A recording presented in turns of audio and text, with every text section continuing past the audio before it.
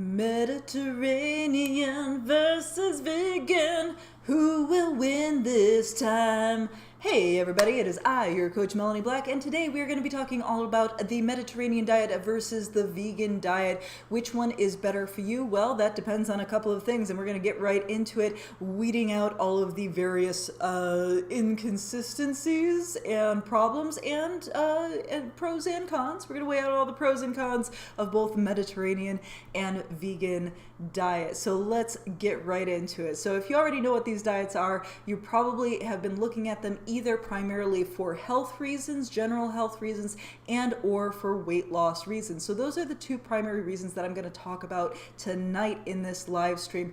And as you have questions, drop them in the comments. If you are here live, I will get to them at the end of this video. And if you are watching on the replay, still leave me a comment. I will read it and I will get back to you either within the comments or on a future video. Unless you're a spam bot, then I'm going to ignore you like a weird spam bot. But yes, don't be that. Don't be that. All right, let's take a look at Mediterranean diet first.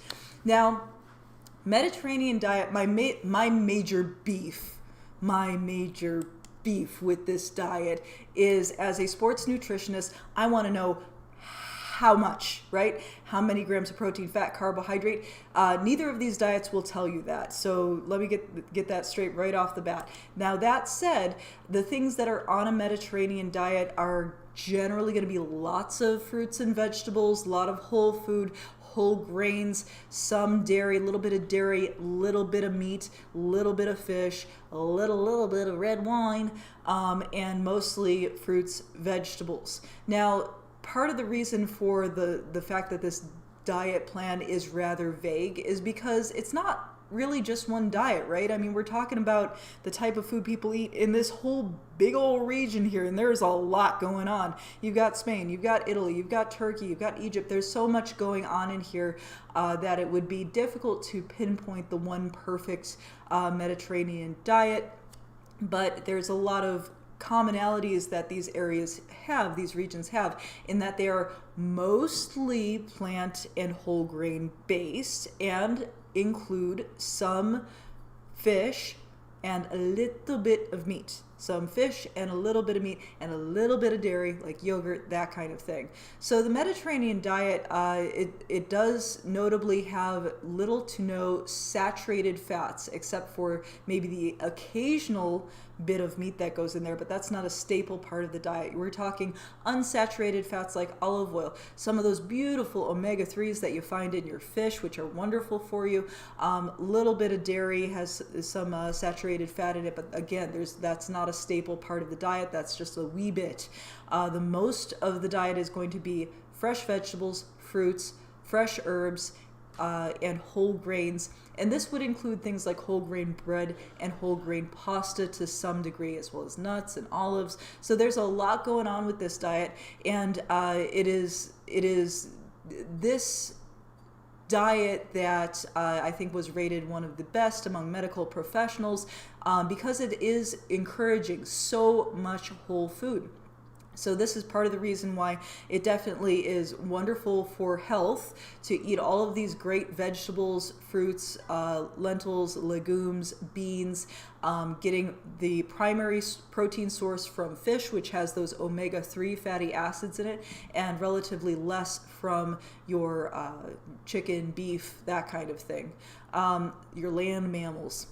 Okay, but here's where we have a little bit of gray area, right? Like all of everything. You look up the stock image of healthy food. This one is what comes up, right?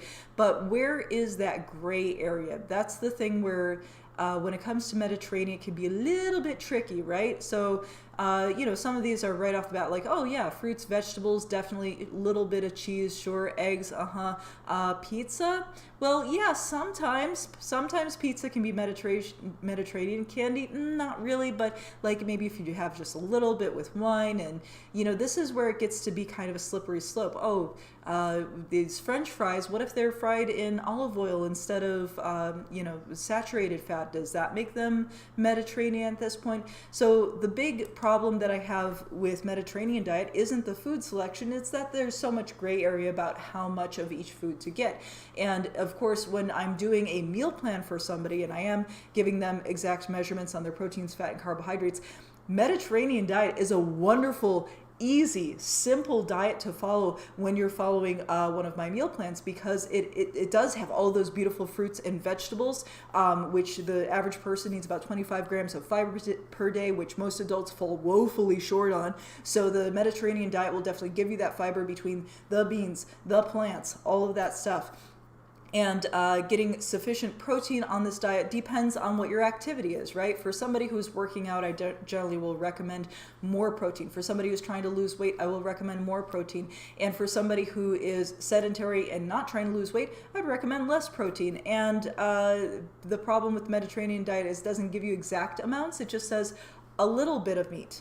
And I'm just like, what's a little bit? I'm an American. What the hell does a little bit even mean? I don't know. So that's the main problem with the Mediterranean diet, is that it's kind of all over the place and nobody can really pinpoint it down, because again, what they're basing it off of, what people base this Mediterranean diet off of, is foods that are available in all of these countries, in all of these regions surrounding the Mediterranean Sea, and that is just a stinking lot. So points to Mediterranean diet for huge variety, points for emphasis on lots of diverse macronutrients, protein, fat, carbohydrate. Love that. Love the fact that it gives the emphasis to the vegetable, making the vegetables the star of the show. Love it, but don't love all of the gray area that we have where people are getting confused about, well, can I make this Mediterranean or not? And how much wine can I drink on the Mediterranean diet? That kind of thing.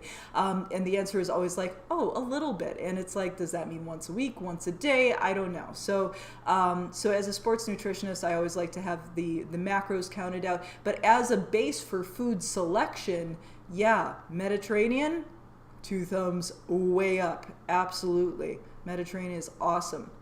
Okay, now let's talk vegan. Okay, vegan, the rules are a little bit more straightforward on a vegan diet. They are simple.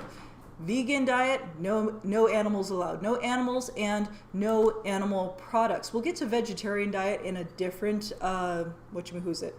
Live, but yes. So the vegan diet, no animal products. So for most vegans, this does include do not eat any eggs, dairy, milk, yogurt, cheese, any of that stuff. No honey, because it is a product of bees, which are animals, right? So the rules are very clear when it comes to the vegan diet. And I do like clear rules, and I can see why people are attracted to the vegan diet, because the rule is so simple, right? So yeah, it's like the Mediterranean diet with the meat taken out. Well, it can be. It can look something like this, with lots of vegetables, legumes. Now, the tricky thing about doing a vegan diet is, from a sports nutrition standpoint, if you're going to get enough protein on a vegan diet, you have to eat a lot, and I mean a lot, of grains, legumes, tofu, and all of those grains, legumes, tofu, in order to get at the amount of protein that is in there. Remember, they're like more than twice as much carbohydrate as they are protein, right? For like beans, which is like one of the main sources for vegans. So if you need that much carbohydrate to get at your protein requirements, one of 2 things are going to happen. Either you are a triathlete or an endurance athlete, a runner, somebody who's doing hours per day of an endurance type activity, maybe you play soccer, something like this. These people can handle the extra calories that come from the extra carbohydrates that would be required to get at the protein necessary in a vegan diet. And if this describes you, if you are an endurance athlete, then you may very well be able to handle a vegan diet, get enough protein, and not gain weight. For somebody who is sedentary or just working out a few times a week, that kind of thing, in order for them to get enough protein, if this is you, you will have to do some kind of supplementation, usually with a protein powder, something that is pure protein that has been taken out of the carbohydrate. And once we get into supplementation, things can get a little bit spendy, right? It can get more expensive. So for cost, I would say that out of these two, Mediterranean diet definitely wins on cost. It definitely wins on availability and ease of deployment, and it definitely wins on fat loss for most people. It's going to be a lot harder, not impossible. We can totally do it, and I've done vegan meal plans for people before. It's not a problem on my end. It's just some math on my end. On your end, if you're a vegan doing this meal plan, it's just going to take some extra attention to detail, because all of those grains, nuts, legumes, they all have protein, but none of them have a full spectrum of all of the amino acids. The animal proteins, eggs, meat, dairy, all of that stuff has a full spectrum of amino acids. So remember, protein is built out of several essential amino acids, and they're essential because your body cannot produce them on its own. Your body must get them from food sources in order to function properly. And remember, it's not just about muscles. Protein is not just about muscles. It's about brain function. It's about hormone function. All of your metabolic hormones are made from protein. So protein is actually important. We don't want to discount it because it's not something your body can make on its own without getting it from dietary sources. So if all of your grains, nuts, legumes, that kind of stuff all have incomplete amino acid spectrums, you just need a wide variety, right? It's not a good idea to be a vegan if you're not willing to eat a wide variety of beans, grains, nuts, all these things to put it together. Even if you're eating tofu, I know somebody's going to comment that tofu is has the complete amino acid spectrum. It does, but it is actually very low in tryptophan. So you would still have to get like peas, which are high in that, in the diet if you're going to be getting all of your protein from tofu, for example. So yes, the vegan diet. So here's the other thing. It can look like this. It can look like a beautiful Mediterranean diet without the meat and just all these gorgeous vegetables, nuts, grains, legumes. Fabulous. But where do we draw the line on this one? This one, it gets even more difficult because there's lots of vegan junk food, y'all.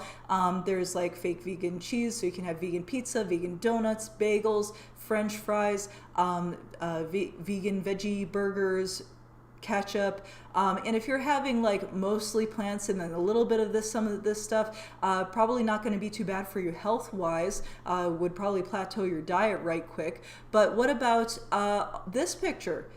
It's a slippery slope. You could easily be vegan and this is what you're eating each day, right? Because none of this stuff, some versions of it can have animal-based products in it, but everything featured in this photograph can be made vegan. Vegan French fries, hamburgers, soda is totally vegan. Candy, totally vegan. Chocolate can be made vegan. All of these things. Donuts can be made vegan. So what we often will see is that somebody will go onto a vegan diet with the intention of doing this, right? With the intention of health and doing this. And honestly, you have to just eat a tremendous amount of volume of vegetables to get the caloric density you need. Vegetables are very low caloric density, right? So for somebody who's on a vegan diet eating lots of vegetables, they're going to get hungry very quickly. Now, grains, nuts, beans, legumes, those have quite a lot more higher caloric density, so you're going to feel more satiated by eating those, but it's not too long before you want something more calorically dense, and then before you know it, this is your vegan diet right here. So out of these two, I would say that it's easier to stay on a healthy diet with the Mediterranean diet than it is with the vegan diet, even though there is definitely some gray area in there with the Mediterranean diet too. Really, the only thing that you don't want to have on the Mediterranean diet is a whole lot of saturated fats. So red meats, sausages, bacon, things that have a lot of saturated fats are off the menu on this Mediterranean plan. But really, it's just about emphasizing more vegetables, more,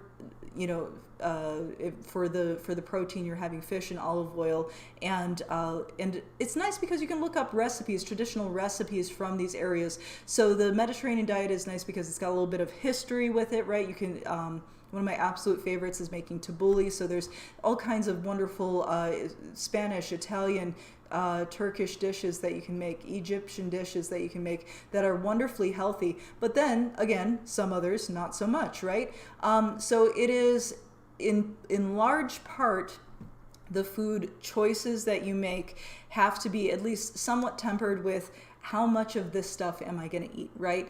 It's a very common thing for people to say, oh, well, I'm on the Mediterranean diet and I'm doing wonderful, and you do wonderful for a few weeks, and maybe your goal is weight loss and you're losing weight because maybe you switched from a very heavy, saturated fat, rich caloric density diet to a Mediterranean diet that was rich in vegetables and this kind of thing, and you saw your weight drop because vegetables, while micronutrient rich, are calorie poor, so you're going to have higher volume, lower calories. But then as you get going, if you're not minding your amounts, if you're not minding your volume at least a little bit, it's really a slippery slope because your body will naturally seek out more caloric density. This is not a flaw. This is a feature of your body to seek out more caloric density. This is how we survive. Your body wants to put on fat in case something happens, right?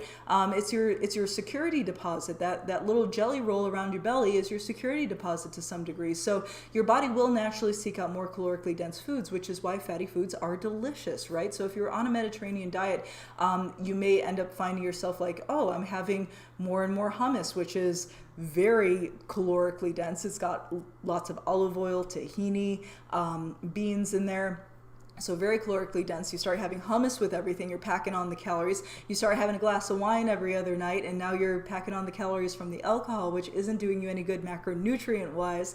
And then before you know it, you can start easily gaining weight on a Mediterranean diet. And the same thing is true for a vegan diet. You might start off saying, I'm going to have all these beautiful vegetables and rice and beans, and that's all I'm eating, and it's wonderful. And then before you know it, you start saying, oh, you know what? I'm going to put some extra oil in this. I'm going to have French fries. Oh, I could go for some French fries. I'm going to eat some French fries. Or, oh, this is vegan chocolate. It's healthy. It's vegan chocolate. All these different things can start adding up really quick. So if your goal specifically is fat loss, you definitely want to get a grip on volume and portion sizes for you. Now, this doesn't necessarily need to be restrictive. In fact, all of the meal plans that I make for people, the ones that these people have been on to lose their weight, and the one that I'm currently doing for my fat loss journey videos, which I did the first one this week, next one comes out next Wednesday. This meal plan that I do is a high volume, low calorie meal plan. And I will tell you, it's been a while since I've done this meal plan myself, and into week 1 here, a lot of the things I'm eating, am I on a Mediterranean diet? Kinda, yeah. But what I'm finding is that I'm having difficulty eating all of the food. And when you don't eat all of the food, that's when you get hungry for off-plan foods because your caloric deficit is too low. So it is important to get a grip on volume-wise, how much vegetables, how much protein, how much of all these things, right? And if you're not going to do that, you're just not going to, number one, optimize performance, optimize health. If you've got goals for fat loss, you're going to end up frustrating yourself. I know a lot of people shy away from weighing and measuring things, and they like the idea of just saying, oh, well, I want to go on a vegan diet or a Mediterranean diet. And as long as I'm eating these foods or not eating those foods, I don't have to measure anything.